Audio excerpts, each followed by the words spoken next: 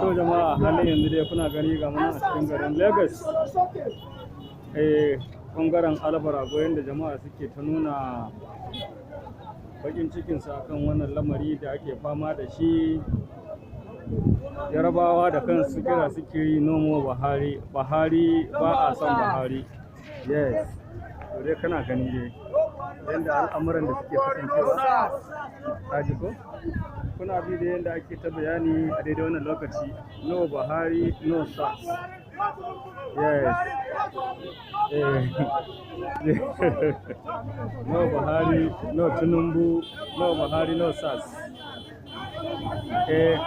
‘Yan Najeriya sun fusata. Yes.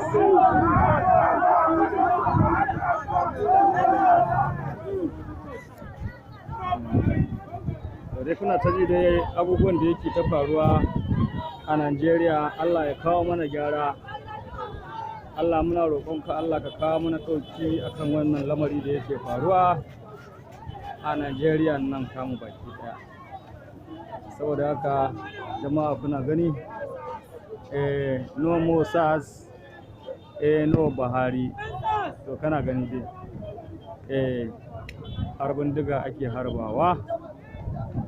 Saboda haka jama'a sai dai ai ta addu'a.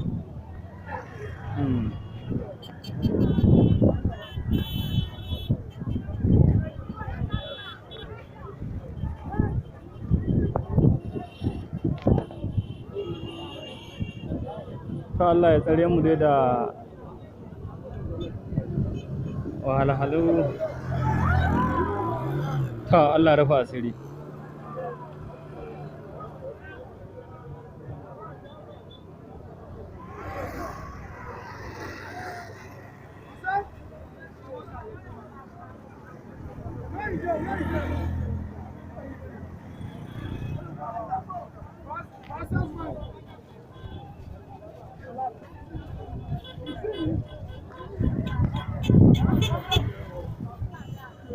Lokaci ya zo ƙarshe in Allah ya yarda.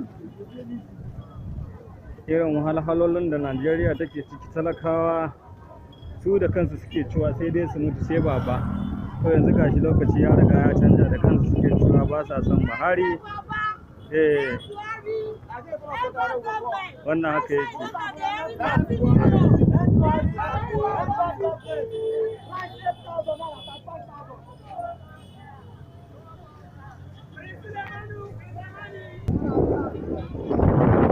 Jama'a dai kuna kallo.